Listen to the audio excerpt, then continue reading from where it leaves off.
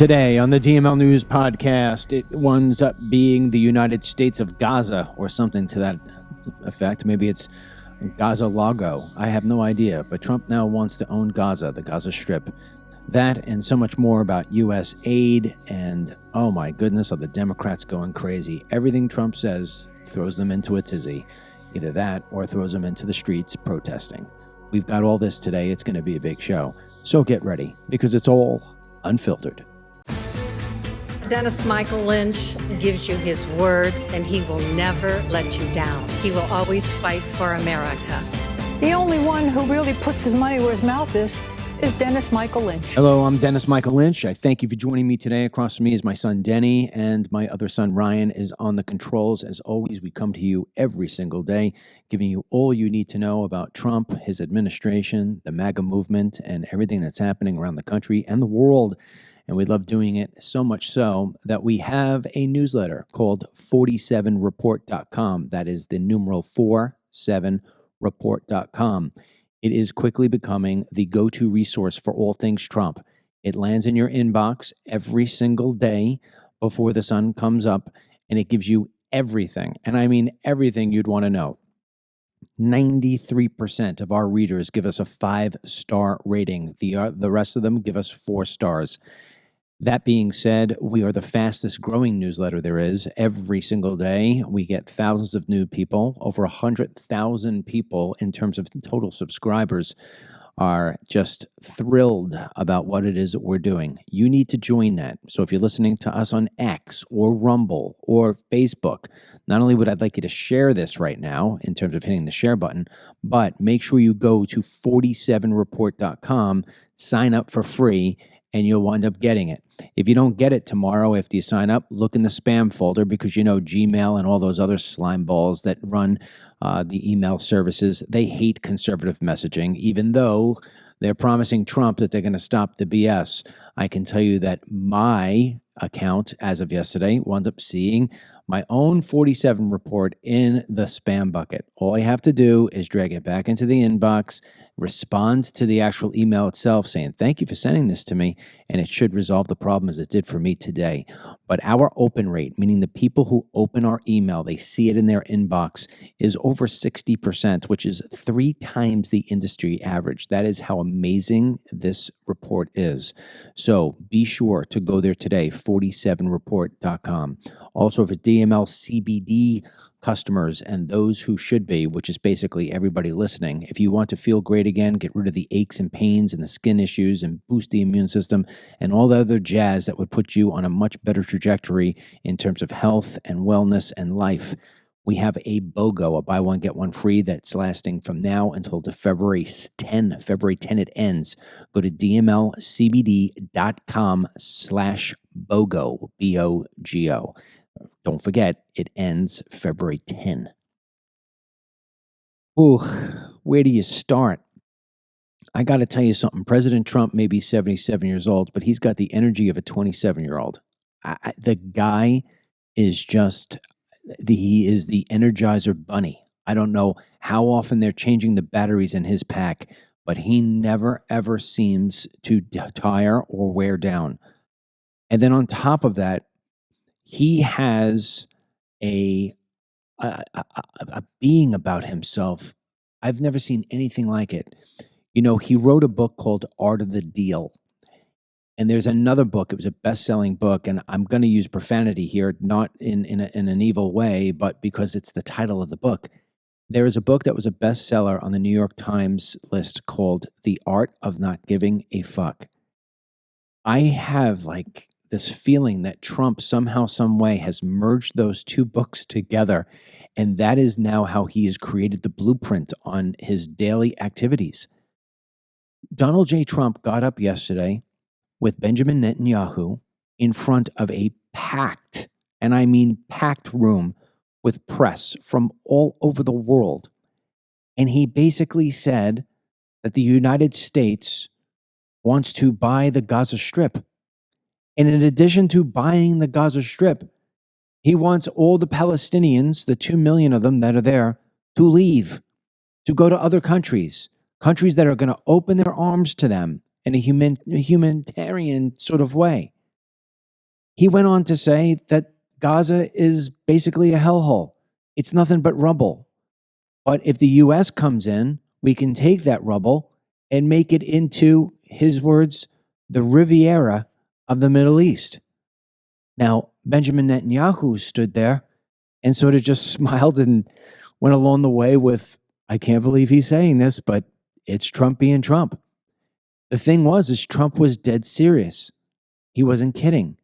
He said the United States would be responsible for cleaning up everything, including bombs that hadn't detonated and all the different stuff, and said that it would wind up being one of the most beautiful places in the world, and the world's people could go there to live.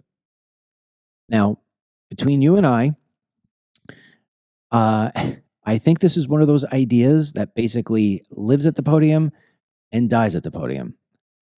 But make no mistake, by merging those two books together, The Art of Not Giving a Fuck and The Art of the Deal, Trump has figured out what he needs to do to get the world back in order and the USA at number one again with no close number two. He has to do those two things. He has to create deals that people just cannot reject. Ultimately, people asked him, do you think the Palestinian people would really go for this?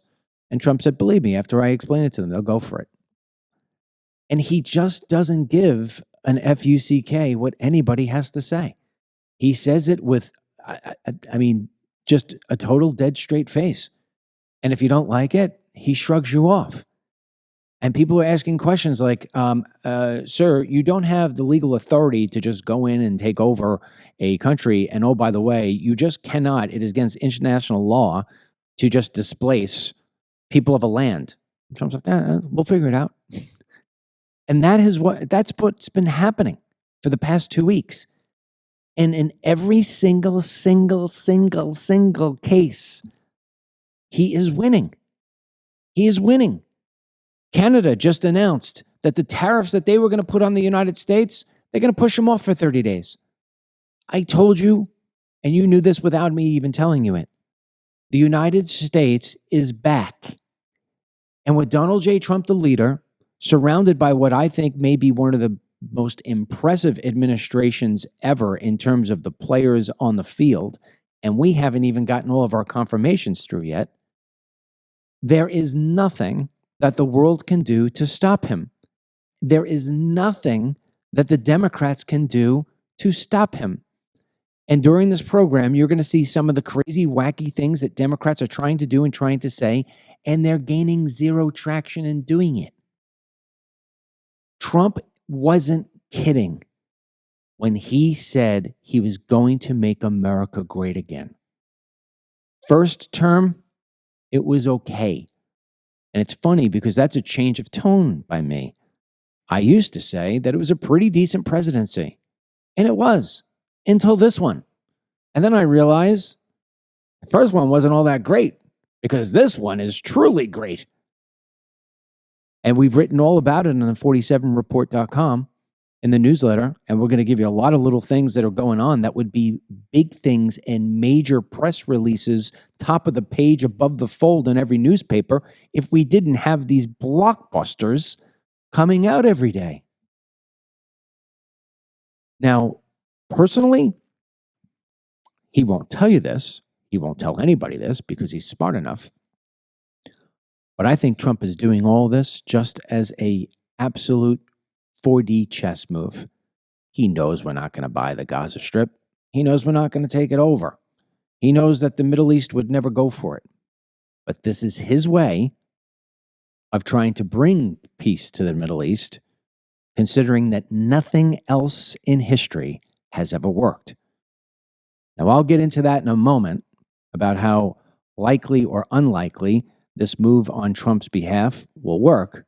But before we do that, for those of you who are living under a rock and have not seen what it is and heard what it is that Trump said, Ryan has a clip here we're going to play for you. So this way we can put into context what we're talking about here. Ryan, play the clip. The only reason the Palestinians want to go back to Gaza is they have no alternative. It's right now a demolition site. This is just a demolition site. Virtually every building is down. They're living under fallen concrete that's very dangerous and very precarious. They instead can occupy all of a beautiful area with homes and safety, and they can live out their lives in peace and harmony instead of having to go back and do it again. The U.S. will take over the Gaza Strip, and we will do a job with it, too. We'll own it and be responsible for dismantling all of the dangerous unexploded bombs and other weapons on the site, level the site and get rid of the destroyed buildings, level it out, create an economic development that will supply unlimited numbers of jobs and housing for the people of the area. Do a real job, do something different. Just can't. The U.S. will take over the Gaza Strip, and we will do a job with it, too. We'll own it and be responsible for dismantling all of the dangerous unexploded bombs and other weapons on the site, level the site and get rid of the destroyed buildings, level it out, create an economic development that will supply unlimited numbers of jobs and housing for the people of the area. Do a real job, do something different. Just can't go back. If you go back, it's going to end up the same way it has for 100 years. Now, in theory, the United States, under Trump's leadership, would be able to do exactly as he painted. We would be able to fix that place. We'd be able to do it rather quickly. But it would be a total waste of time. And the reason being is because the people of that region would ultimately destroy it again because they don't understand what it is to be normal, notwithstanding the folks in Israel.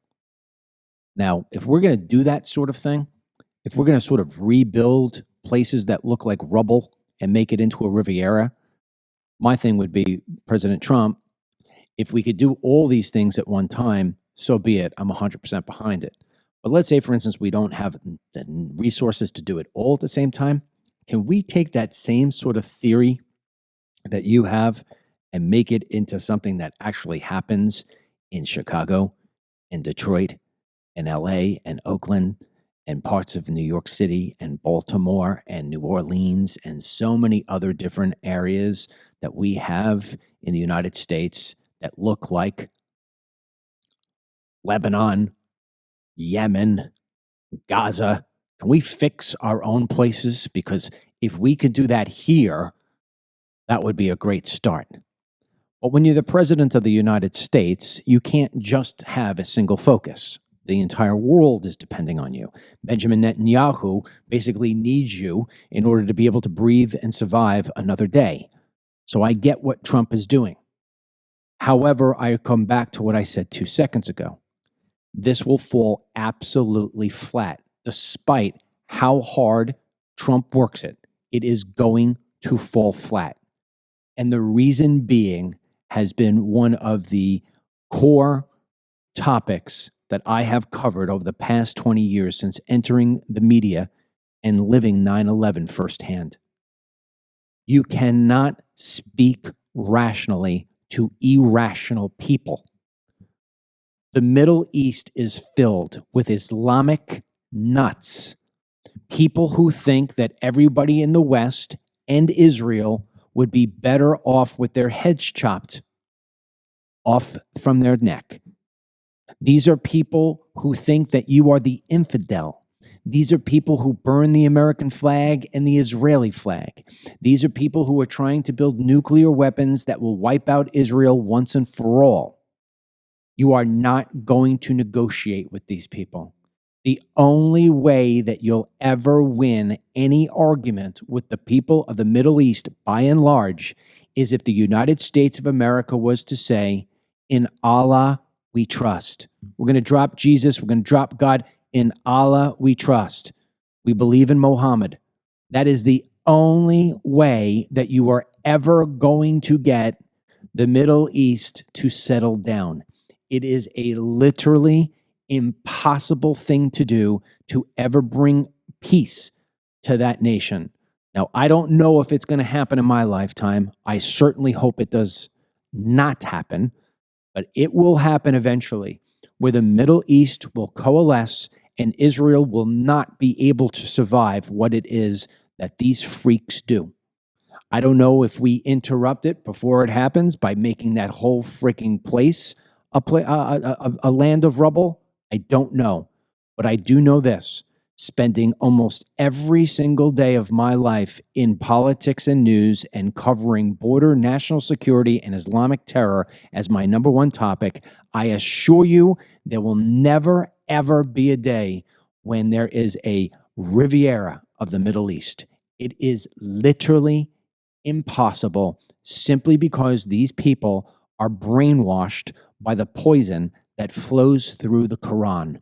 And that is as true as I can possibly get to you. Now, with all of this said, the number one evil empire of all those places in the Middle East is Iran.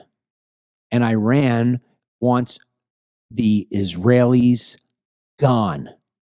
They are building nuclear weapons. They are building new missiles that can carry nuclear warheads. Donald Trump knows this. And yesterday he signed an executive order to try to protect Israel and to start putting sanctions back in on Iran. He did not go really tough in his talk, which shows that he's got a little bit of flexibility if Iran wants to come to the table. But in the back of his head, Trump knows that he's dealing with the devil. And reports are and have been that the Iranians want to kill Trump. Well, Trump has a message for the Iranians and what happens to Iran if it turns out to be that President Trump is ever assassinated. Play the video. Why say that you're unhappy to sign it if it's Iran and their proxies who have threatened to retaliate against you and your team by killing you guys for taking out Soleimani? Well, they haven't done that, and that would be a terrible thing for them to do, not because of me. If they did that, they would be obliterated. That would be the end. I've left instructions. If they do it, they get obliterated. There won't be anything left. And they shouldn't be able to do it. And Biden should have said that, but he never did. I don't know why, lack of intelligence, perhaps. But he never said it. If that happens to a leader or close to a leader, frankly, if you had other people involved also, you would call for total obliteration of a state that did it. That would include Iran. So I'm signing this, and it's a very powerful document, but hopefully we're not going to have to use it. Doesn't mean they won't be weak, but you know what? We just don't want them to have a nuclear weapon. They can't have a nuclear weapon. The Prime Minister, sorry, sir, Mr. President, the Prime Minister wants you to strike Iran. That's what he wants. You don't know what he wants. What do you know about anything? Go ahead. But is that option is on the table? Yes, please. President You know, Dennis, since you were in, for people who don't know, you graduated college with a political science degree and a writing degree. So you've been working with me since you've been in college, writing articles, covering the news, now obviously doing the podcast. So I believe it or not, at 29 years old, almost halfway to 30 in a couple of months, you are what many people could say is a seasoned journalist in that end. You have covered Trump in his first term, and here you are covering him again 3 weeks going into his next term. How would you describe the difference between Trump then and Trump now? Well, I definitely say in terms of the people he's circling himself around, he definitely seems to have more trusted friends and allies, especially within his own administration. So I think it's definitely helped him propel this time around to be, as you mentioned it, just no hands held back. You know, go with the approach of, hey, if we want to get it done, we're going to go do it. If we want to enact this policy or strip this away, let's do so. Like, why wouldn't we? I'm the executive power here. Not that he wasn't strong in his first term. I mean, he did great with the tax cuts, but it's a difference between someone going in for the first time and trying to get their, hands in the ropes and everything. And I think he had that expectation in 2016 that he could be an 8-year president consecutively. Whereas this time around, he knows he doesn't have to worry about a reelection. What Biden has left him needs to be fixed. And that is just his immediate laser focused. In fact, even just kind of watching, how he responded with, asking that reporter saying, is this just a way for Israel to strike Iran? Telling the reporter off. I think also the difference is back in 2016, if he did that, the media would be reporting for days that Trump was rude to the reporter. Now it's this is Trump's personality. This is how he's going to be. Let's get with it. And I've seen, even though the media still kind of pulls their hijinks with Trump, that there is more of a let's just accept that this is going to be the leadership style, because the other team right now is very much down in the dumps, which I know we'll be talking about later in the show. One of the things that Trump said leading up to him taking over the Oval Office, and when he was running for office before he beat Kamala Harris, the press was coming out and saying that Trump was going to be on a revenge tour. And so far, 3 weeks in, he has held to what he said was going to be his revenge. He said his revenge was going to be making America great again. And it's amazing because I really didn't take him at his word, to be quite honest. And maybe it's because Pam Bondi, who just got confirmed last night, hasn't really taken over the office of AG yet. We'll see what winds up happening. But what he has focused on for 3 weeks at every level, not only what he's doing, but how he's talking and what he's saying, is he is fixing the U.S. government. He is fixing the problems in the United States, primarily the biggest one of illegal immigration, and of course, the crazy spending that the government has been engaged in. And he is laser focused on these two things. I haven't heard him about going after Nancy Pelosi or Adam Schiff or any of these people in a way that is dominating his thoughts. I haven't heard him talk once about we need to go take a look at the 2020 election and find out what happened there. I mean, I want Elon Musk to start turning that over, but Musk has been dealing with, and we'll talk about this in a second, on cutting all these federal agencies that are spending frivolous amounts of money. And I mean, if Trump, there's always the part of me that wanted Trump to lock up Hillary Clinton. There's the part of me that wants Trump to go after the Bidens and Obama and Adam Schiff and all these people. And maybe it's coming, but I don't know. But the fact that we've got a president right now that's focused on fixing the problems is astonishingly great. And for people who have been with me for a long time, and I'm talking about going back to my Newsmax days, before I even had my show on Newsmax, I filled in a couple of times for a guy named Steve Malsberg, who at the time had the #1 show. Then I came in and I was #1, and that poor guy wasn't even a close #2. But I had done a monologue the first night I ever filled in for him. And it was about embrace Trump's ego and allow it to work for you.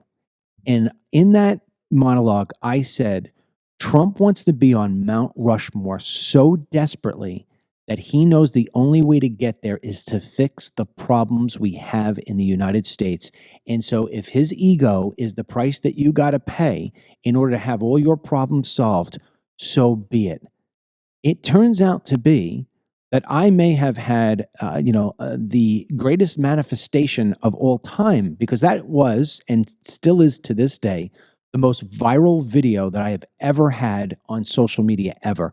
Tens of millions of plays. And what I'm looking at right now is Elon Musk and other people talking about Trump's face needs to go on Mount Rushmore 3 weeks into a new presidency. And what he is doing is exactly what I painted on that monologue. Ego and no ego.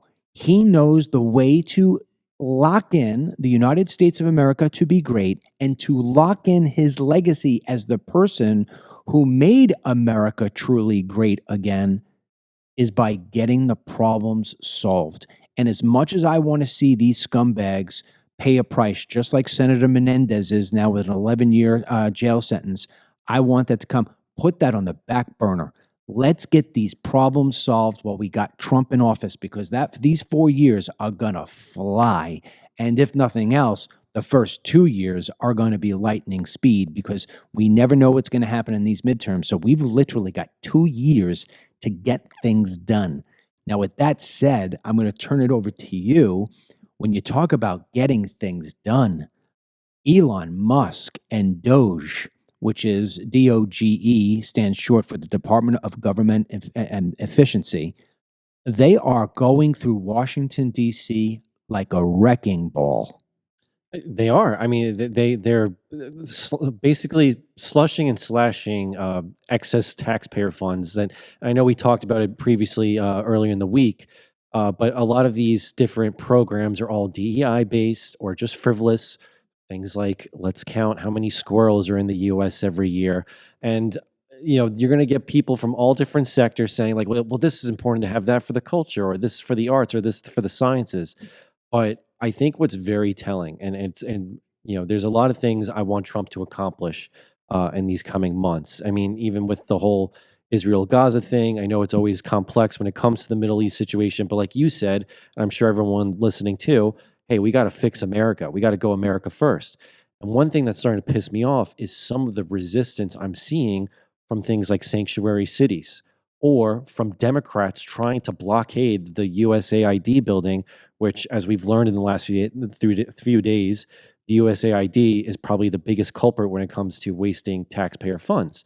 So now you have, led by Chuck Schumer. I just can't wait for the video when we show them.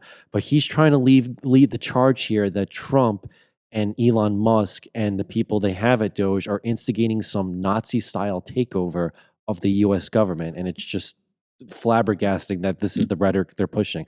It's getting to the point where I've even noticed CNN and MSNBC find it a little weird on how to report their meltdown. Yeah. So, look, this is more than just U.S. aid giving money overseas to, condoms for the people of Gaza or whatever it was, like we talked yesterday, the dinosaur app or these kind of ridiculous things. I mean, there was corruption at the greatest level.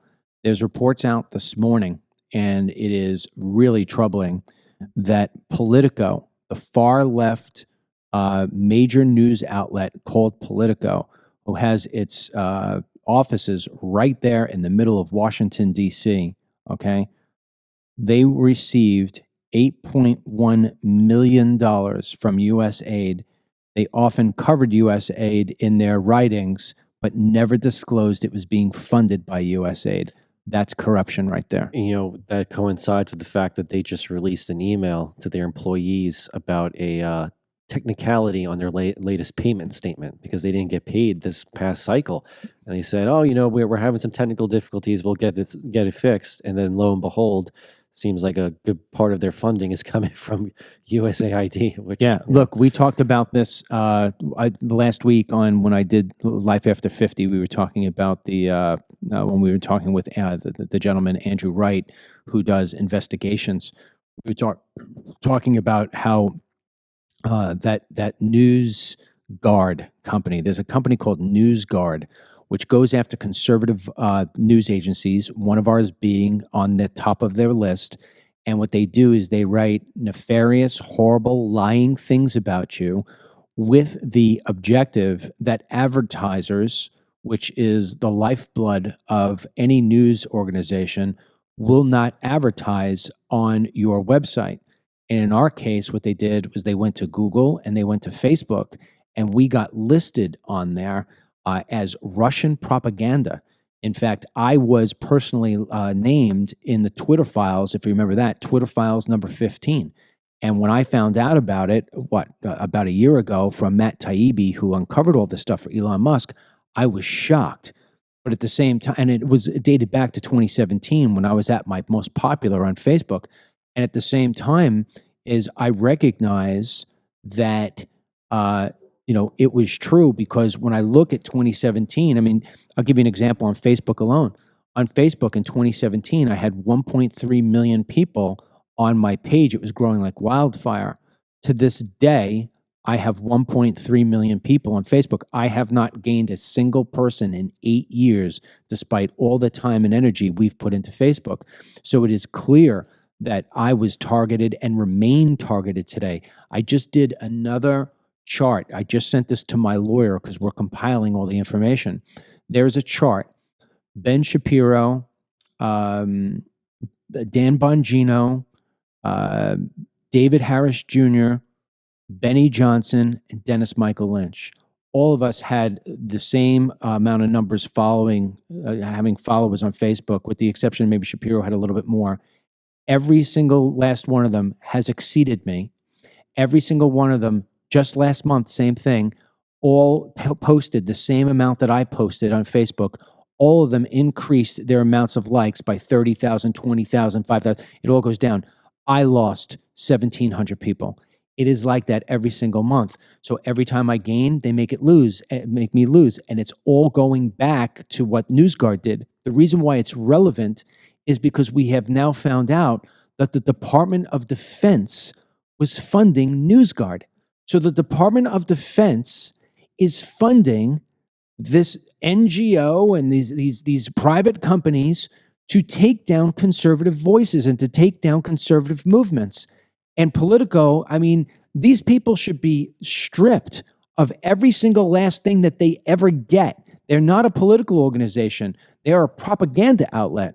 We get paid by nobody. You know, I can tell you this, if Trump walked into me today or Pete Hegseth or whoever it is, you know, Tom Homan, my favorite guy on the whole administration, the border czar was to come into me and say, listen, DML, nobody knows the border like you do. 4 movies in, we're going to wind up giving you $1.5 million. We want you to do a film on deportation and how effective it is because we know you could deliver it better than anybody. I would say to him, Tom, I can't do it. I can't take the money. I can't do it. It would be, you're buying me and I am not for sale. And this is the problem.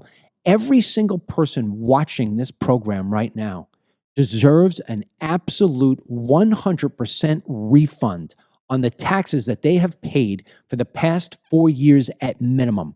To think that my taxes and your taxes and your taxes were going to pay for these things that I'm paying for Politico to write hit pieces about what I believe in, that's absurd. We should all be suing. We should all be suing every government agency there is. Now, with that being said, Trump, we have a video of Trump talking about what? The corruption that DOGE is finding with a lot of their investigations. Play it, Ryan. Elon Musk, thank you, sir. On Elon Musk, how often are you talking to him? And have there been ideas that he's brought to you that you've said, oh, no, wait a minute, this is going a little too far? Well, many ideas, but look, he's done a great job. Look at all the fraud that he's found in this U.S. AID. It's a disaster what the people, radical left lunatics, they have things that nobody would have even believed. The whole thing with $100 million spent on you know what, with money going to all sorts of groups that shouldn't deserve to get any money. With the money, I'd like to see what the kickbacks are. How much money has been kicked back? Who would spend that kind of money to some of the things that you read about and I read about and I see every night on the news and every morning when I read the papers? Who would spend money for that? I would say this, the people that got all that money, are they kicking it back to the people that gave it from government? No, that's, to me, very, very corrupt. The real question is how much of a kickback has there been? And one of the things I want to investigate rapidly, because I've never seen anything to this. You know, Dennis, one thing that's very important to say, because Elon Musk is spearheading the whole DOGE. I will never forget the CEO of NVIDIA, which is the biggest AI company in the world. You need their chips in order to build out your AI platforms. And he said that Elon Musk had purchased enough of a sort of a server farm and his chips or whatever to build a data center, that data center would have taken anybody else 2 years. So the CEO of NVIDIA said, yeah, I told Elon, this is going to be a 2-year build out for you. Elon Musk did it in 19 days. That is why you're seeing everything come out the way it is. Although I don't agree with everything that Musk says, I mean, especially with the H-1B visas, when it comes to this, there is no better person to be doing what it is that they're doing. And that is disrupting Democrats in such a huge way, including Charles Schumer. Yeah, I mean, Schumer, the whole crazy lot, you could say. They have been kind of going on this multi-day protest. There is some very funny footage of just how out of touch they all are, trying to make the claim that USAID is the benefit for all of us, that us paying for Politico is actually beneficial to us, just so you know. I mean, according to Chuck Schumer and Ayanna Pressley and all them, but we do have footage of them kind of trying to get everyone energized and going, and it just really falls flat. Play it, Ryan. And the American people, mark my words, The American people will not stand for an unelected, secret group to run rampant through the executive branch. Being innovative is good. But Mr. Musk, this isn't a tech startup. These are public institutions that deal with things like Social Security and Medicare and national defense and provide for the well-being of the American people. And the American people have a right to be part of that debate. Part of that debate. The elections occurred, and one viewpoint got a few more votes than the other, but that doesn't mean we throw out democracy. That doesn't mean what's been done for centuries in this country should just go out the window and be substituted by a small group of people who think they know a lot more than the wisdom of the American people. To our Republican colleagues, if you do not see the light, we will bring the fire. Resist! We are going to be in your face. We are going to be on your asses. We have days to stop the destruction of our democracy. We have work to do. Tell Elon Musk to take his hands off your money. We don't pledge allegiance to the creepy 22-year-olds working for Elon Musk. We pledge allegiance to the United States of America. And goddamn it, shut down the city! We are at war! We will win! We will win! We will win! We won't rest! We won't rest! Gretchen. Yes, so they need Career politician. Well, listen, and who do you blame? Charles Schumer or the idiots from New York who keep on voting him in? That's why we're not in that state anymore. Every time somebody says to me, "Oh, you know, you left New York. Why'd you leave New York?" All I have to do is say Charles Schumer. I mean, you know, it answers AOC. It answers the question. I mean, it's the most self-evident thing in the world. Who would want to be with that idiot? Now, what I haven't seen yet, and I'm dying to see somebody do it, somebody of credibility. Go up to Charles Schumer and say, you know, here you are, you're fighting, and you're saying, you know, this U.S. aid, this is a wrong to the American people, whatever. How do you feel about $3 million being allocated to a dinosaur app, which is one of the things USAID did, when we've got people in your own city sleeping in the streets? How do you feel about it? Do you like the idea of the dinosaur app? Have you used it? Do you even know what it is? How do you feel about the fact that we're sending condoms? USAID is sending condoms to places like Gaza, who are then using it as a way of carrying a bomb. I mean, nobody's asked this guy this question. I mean, all these Democrats here saying you're taking money away from the American people. I would bet you almost everything. If you take the freaks that are there and because that's just a parade of freaks, right? I mean, the only thing that was missing was drag queens. But I mean, if you took all of those freaks and you took them out of the equation, I would almost bet everything that if you took a random sampling of 100 Americans, I don't care if they're Democrats, Republicans, Independents, Green Party, whatever they are, and said to them, here are the top 5 things that your taxes went for with U.S. aid. How do you feel about it? I don't think you would get more than one person saying, I'm okay with it. And that one person would probably be mentally ill. Of course not. That's why I think just politicians like Chuck Schumer and Nancy Pelosi have been in for so long are just so far detached from, or I should say out of touch, but so far detached from reality, either ignorantly so or purposely so. Because I think when you hold on to power for that long, right? Because the whole concept was you could be a carpenter, you could be a businessman, you could be a doctor, but all 3 of you guys are eligible to run for office, maybe do a few years, help what you want to do with the American people, and then get out. And then return to what you were doing. And then return to what you were doing. Yes. You know, that was your contribution, your civic duty.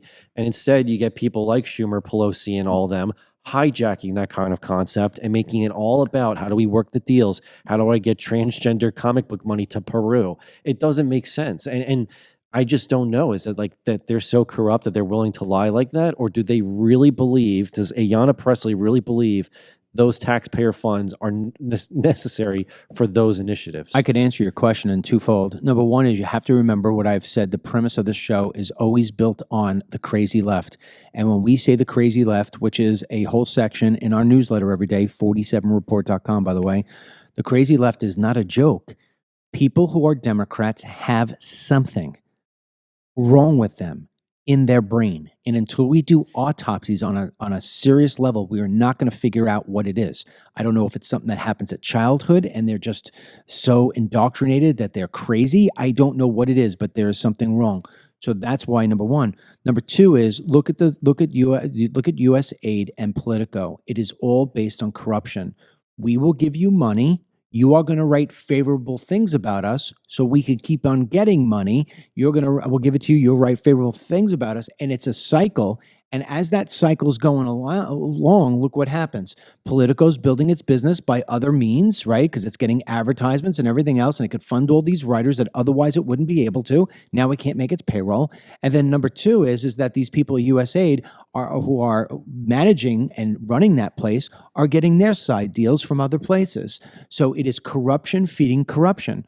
When you take a look at what you just talked about, how the founding fathers wanted it to be, where you went in as a carpenter or a nurse or whatever, you did your service to the country, and then you went back. The key reason why was so this way it would avoid corruption, because it is impossible, especially in today's system where money buys elections, it is impossible for the person who has lived through DC's, let's call it, muck.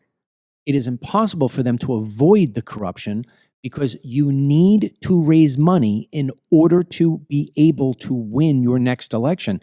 In fact, the GOP and the DNC will both emphasize to their members, the Senate and the House members, you need to go raise money. If you are somebody who can raise money, you quickly become a star in your party, a quick star. I mean, you rise to the top. So if you're out there and you're raising money, guess what happens? You must be compromised. You must be compromised. I always go back to this guy, Thomas Massie, from Kentucky. Always go back to him. There are some people that think Thomas Massie is the greatest thing that's ever been put into Congress. There are other people like me who realize the fact that he is just ultimately a paid-for scumbag. When everybody who listens to this show knows that I have forever been championing for a mandatory E-Verify in this country.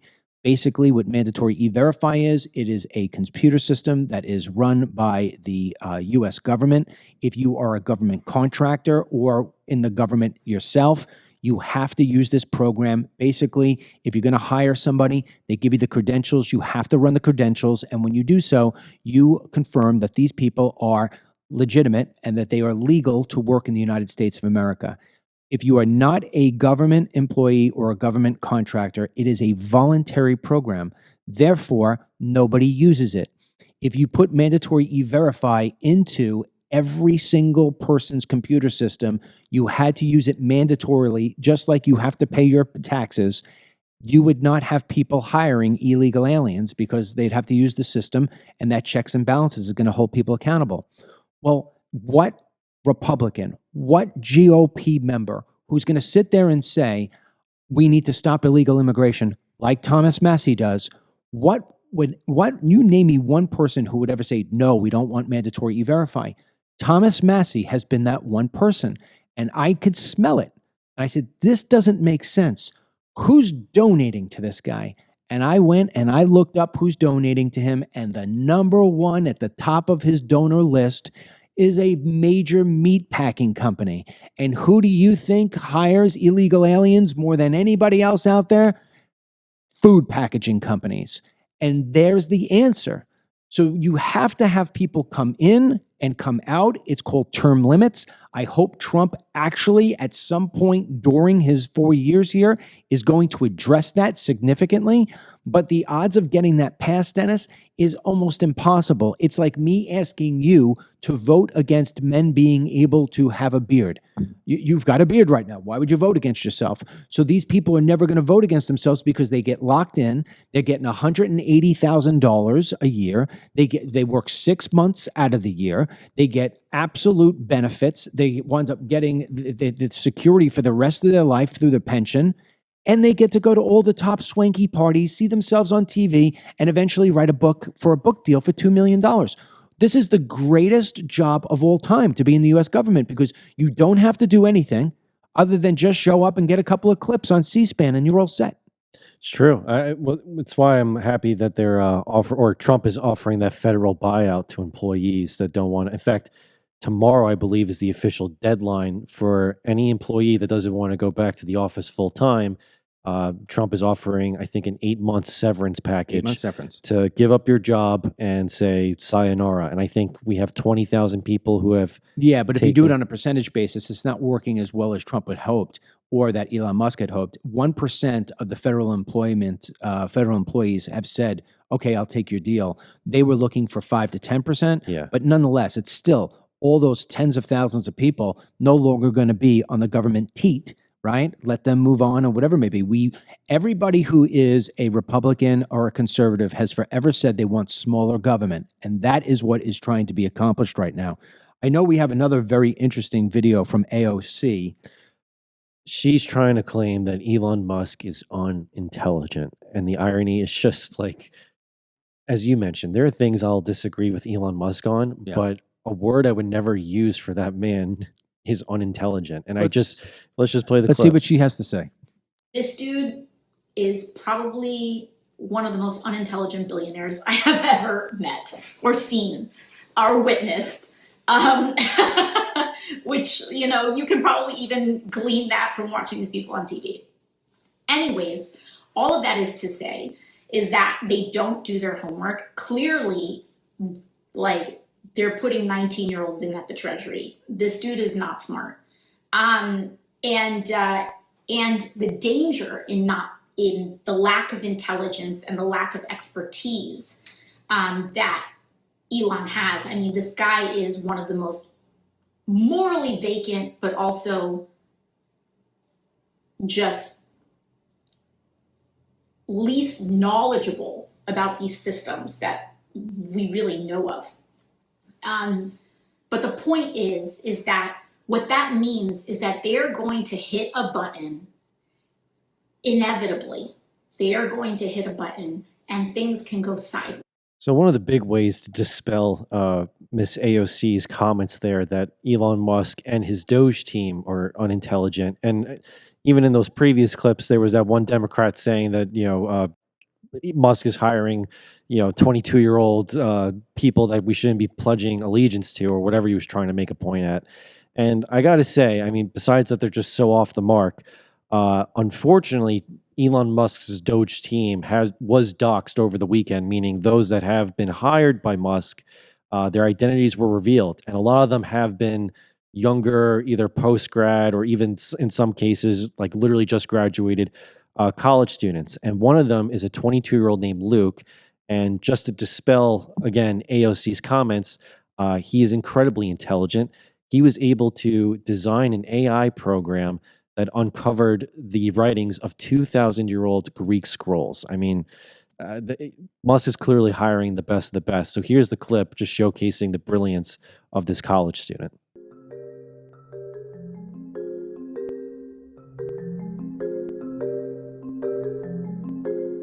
So I've always been interested in history. Growing up, I learned Latin. I was never that good at it, but I was always kind of into that sort of stuff, read a lot about the Roman Empire and things. And one day I was just listening to a podcast back in March. It was with Nat Friedman. He just kind of got on the podcast, explained like there are these burnt up scrolls that were buried in the Pompeii eruption. No one knows how to read them. But some professors have created CT scans of these scrolls, and they uploaded the data on the internet as a competition to see who could find writing inside of these scrolls. And when I heard that, I was just immediately like, oh my goodness, this is such a cool project. I have to work on this. I just went home from work that day at the end of the day, and I've been working on it evenings and weekends ever since. I run most of the things from my laptop. It's just a normal MacBook, don't worry. But then I've just got like 5 surplus computers in here. This is what I do most of my work from. The Rake School and just the University of Nebraska as a whole has provided a great educational background where I can then, take these skills that I've learned and apply them to problems like this. I just spend hours upon hours staring at flattened pieces of the scroll like this, trying to find these patterns which are part of the writing. At the start of the challenge, we had not been able to find any writing at all within these scrolls. There are hundreds of these scrolls that are from the mansion. We've scanned a couple of them, and no one had been able to find any writing in them using these methods. Late one Saturday night, I was sitting at a party at a friend's house in Omaha, and I get a text from another person on the challenge team, and he says, "Hey, I've just uploaded this new kind of piece of the scroll. You should take a look at it." I remotely access my computer. I type into it like, "Please run the algorithm on this new piece of scroll," and then I just kind of started. I pull out my phone again, just nonchalantly, like, "Hey, I wonder how that went." And there are 3 Greek letters on the screen, the letters I'd never seen before. It was really cool because it's like, oh my goodness, like we actually detected new writing in the scrolls using AI. That was the moment I realized, like, this is actually going to work. Like we're probably going to read the scrolls. And I completely freaked out. My friends were there. I was cheering, jumping up and down, screaming, crying, all the stuff. I, took a picture of the results and I sent them to my mom. She called me and she's like, "Hey, these look great," It was a really special. And you could clearly tell that that's just one example of who Musk has been hiring, but he is clearly trying to find, geniuses and intellectuals and people who can put in the hours to kind of go through the documents to fix things up. And just as a reminder too, this is maybe a good point against the Chuck Schumers and Nancy Pelosi's. The days of our founding fathers, they were all in their 20s into 30s when they were doing the foundational process of our country. So I think when you have young, ambitious people like that who want to help for the right reasons, I think it's great. Well, look, I mean, it's working. And now the next thing Elon Musk wants to do is he wants to go and invade the IRS. Right? Yes. He's working on the Treasury. He's working on the Education Department. I mean, he's going through each department and he's going to shave a whole lot of monies. I think it's going to be easier now that a lot of Trump's confirmations are starting to just kind of be rolling through, like Pam Bondi last night is now AG. Absolutely. And look, it's the same thing. If Elon wanted to go take a look at the Pentagon, Pete Hegseth's going to say, "Yeah, come on in and take a look at where we've been spending, internally here, which is just not right." The Department of Defense gave money to NewsGuard. I just talked about that whole thing, right? Yeah. So, come on in. We welcome your presence. Just another side note, just something that broke while we were playing that video.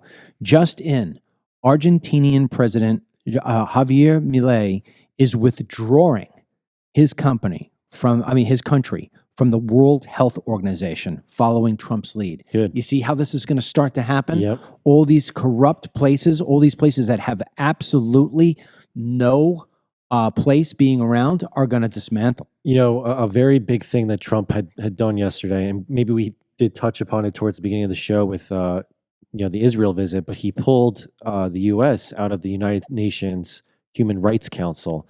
And I think his comment was fantastic yesterday when asked about it by the reporters. He basically in verbatim said, the United Nations has so much potential to actually be an organization that's productive, and they continuously drop the ball and abuse our participation in it. So I think what Trump is doing on the international front of, hey, it's one thing about fair share, but it's another thing about just abusing our services and what we provide you people, that the party's over. And I think that's a great message to send through. And now you got Javier Milei, who's probably saying, why are we listening to Dr. Tedros from Ethiopia about anything with regards to medical guidance? Absolutely. That said, let's go through some of the things here that we reported today on 47report.com. We always put out a daily poll. I thought this was pretty interesting. We asked whether or not people were supportive of Gitmo being used as a place to hold illegal aliens. 94% of the thousands of people who responded said yes. And they just started sending the flights. They just started yesterday. They just started yesterday, right?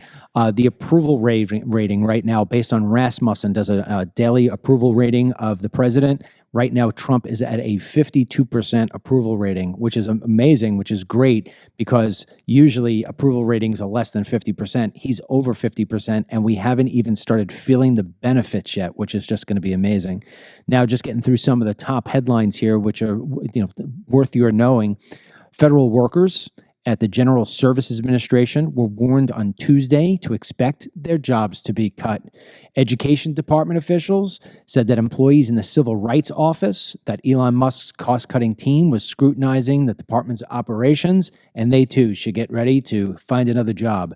The Treasury Department said it is not going to stop or rejecting the federal expenditures that it has committed to already, but says now that they too are going to start looking at their own systems to see if they can find any corruption based on what Elon Musk has showcased so far. Gavin Newsom is coming today to the White House to beg for money for Los Angeles. That should be funny. That should be a lot of fun.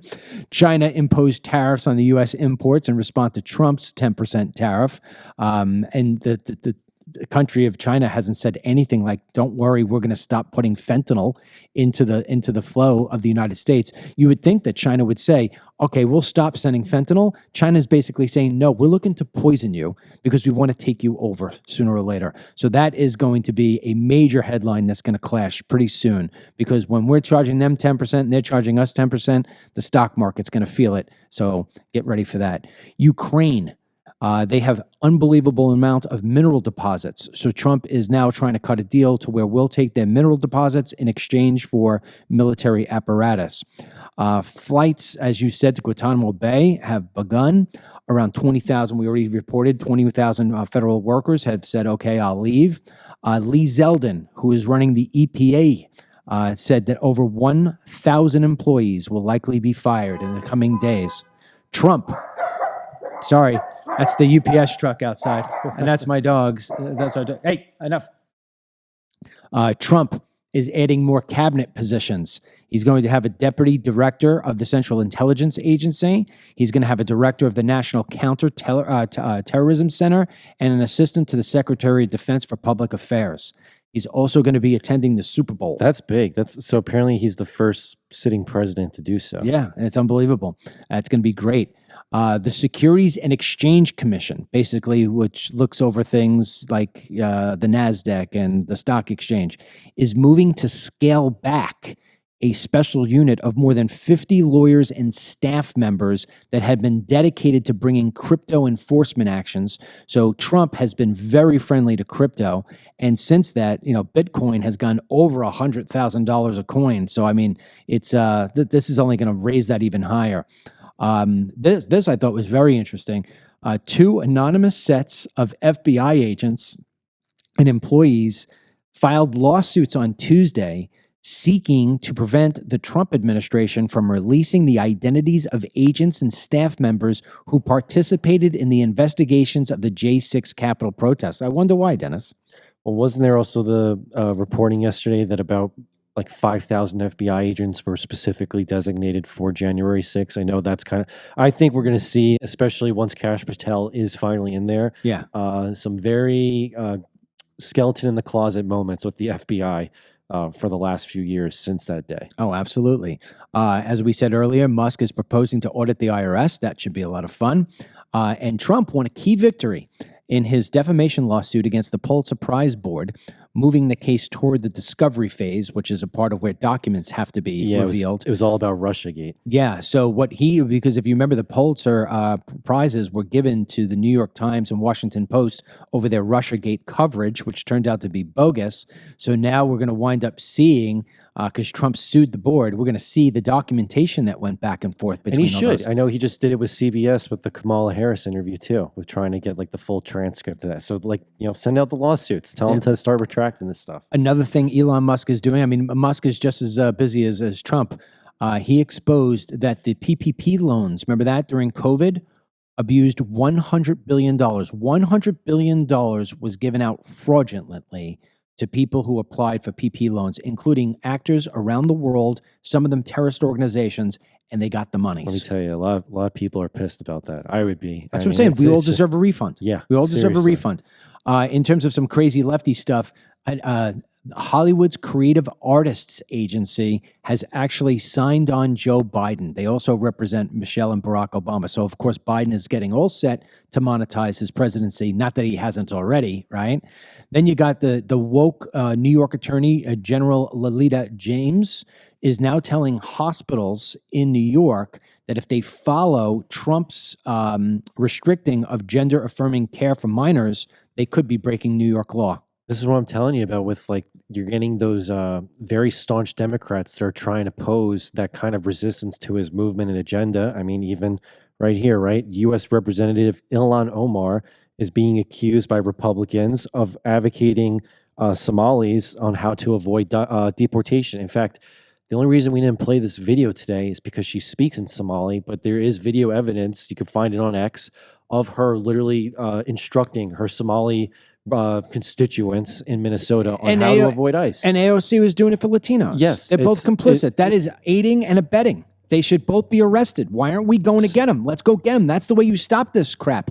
Go get them, lock them up, and nobody else is going to do it. Just rounding it off here, the Senate has confirmed fracking executive Chris Wright as Trump's energy secretary. The Senate also confirmed Doug Collins as the Veterans Affairs secretary. And the Senate Finance Committee advanced RFK Jr.'s nomination for Health and Human Services. Looks like that's going to wind up being a locked-in thing. Yes, and just to note that too, Tulsi Gabbard passed her committee vote, so now she waits for a full vote too. And I think that was my one prediction where I was worried it wouldn't happen. So I think we could see it where the whole Trump administration could be good to go. Yeah, the New York Times just wrote an article about this, saying the fact that it will be like something that's never been done before, where he will not have one person that was rejected. I was just say he's getting his whole team. The only hiccup was really Matt Gaetz in the beginning, and other than that, remember, that's more of a Gaetz personal situation. And he dropped out. And he dropped out. Wasn't so that it wasn't even confirmed. like he confirmed on. So it looks like we could get a full cabinet, no issues. One last thing here, which is pretty important. Republican lawmakers are now proposing the Dismantle DEI Act.